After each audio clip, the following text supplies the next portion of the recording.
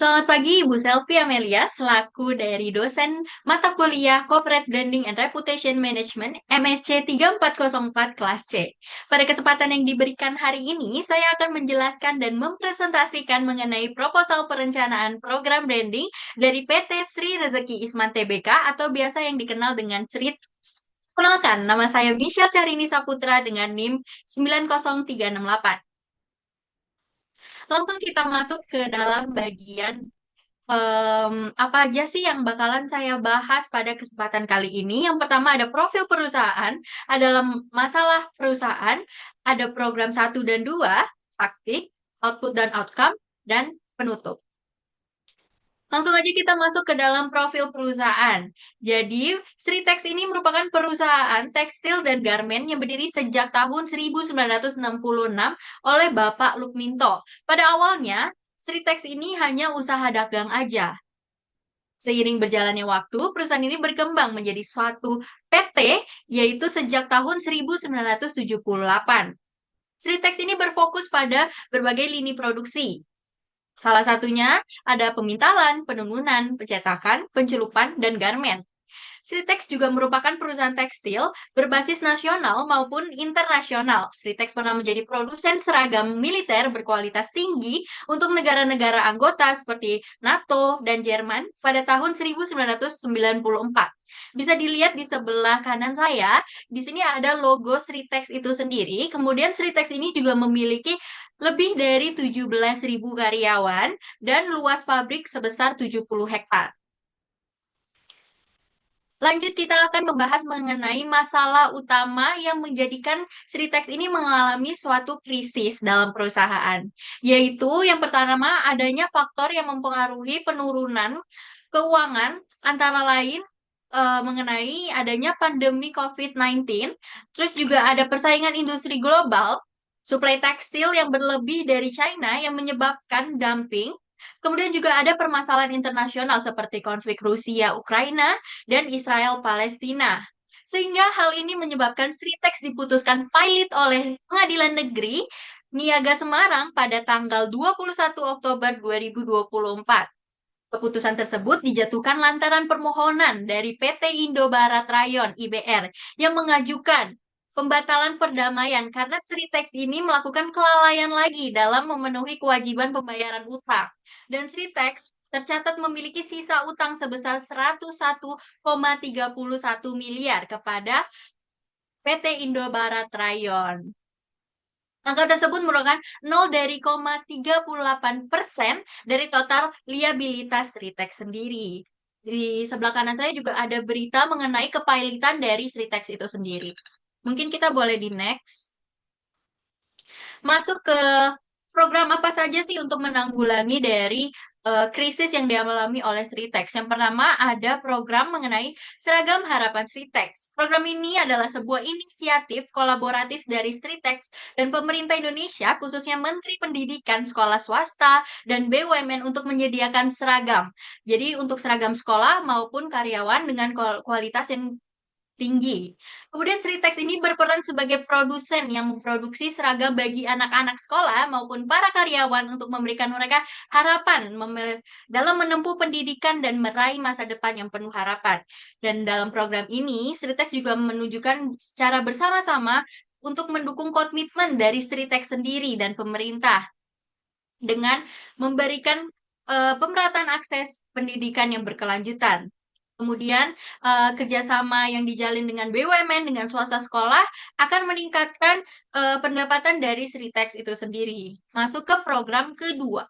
Program kedua ini adalah hashtag Bangkit Lebih Baik, merupakan sebuah kampanye digital di media sosial yang dilakukan oleh Sritex untuk membangun citra sebagai perusahaan yang kini lebih terbuka terhadap laporan finansial, kesejahteraan karyawan, dan proses produksi yang ramah lingkungan. Maaf.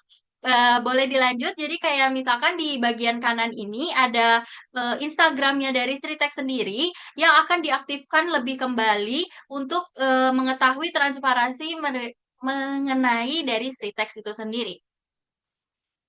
Oke, selanjutnya ada message strategi. Message strategi dari program pertama adalah menjahit mimpi bangsa yang menunjukkan kebudayaan dari Sritex akan generasi masa depan.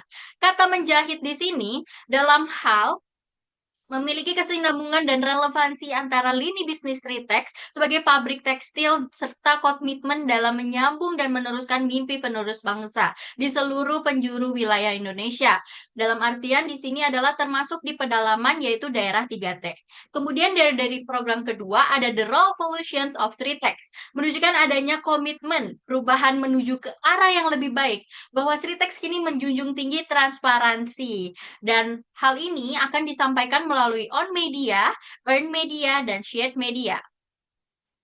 Oke, kita langsung next lagi ke masuk dalam taktik. Jadi dalam program pertama ini, taktik-taktik apa saja yang digunakan, yaitu yang pertama ada cost related marketing. Yang pertama adalah setiap pembelian pemerintah, maka hal tersebut akan diberikan untuk pembuatan seragam di daerah 3T. Kemudian ada kerjasama dengan yayasan sekolah swasta untuk meningkatkan penjualan.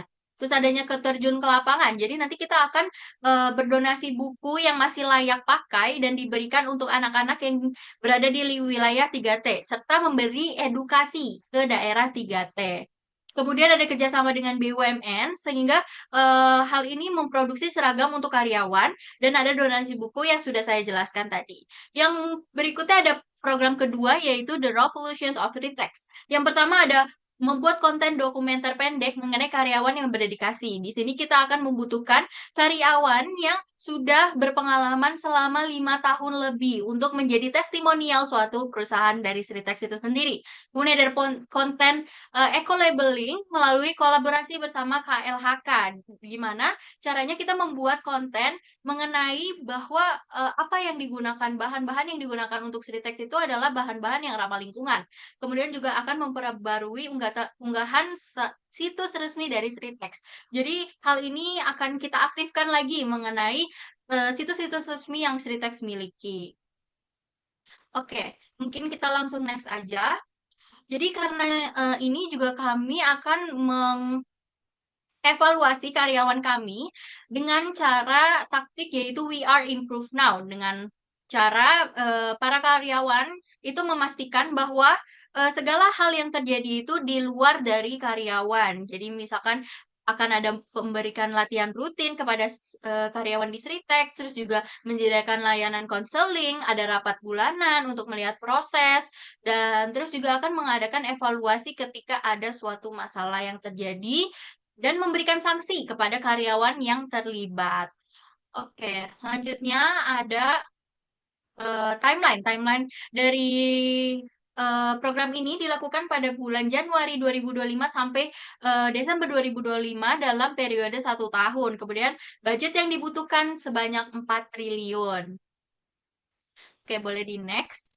Jadi outputnya ini akan menciptakan penjualan sebesar 10 triliun, mengumpulkan setidaknya 3.000 layak pakai donasi ke daerah 3T, memperoleh 50 liputan media, memperoleh kenaikan 50% followers, like, komen di Instagram @sritexindonesia.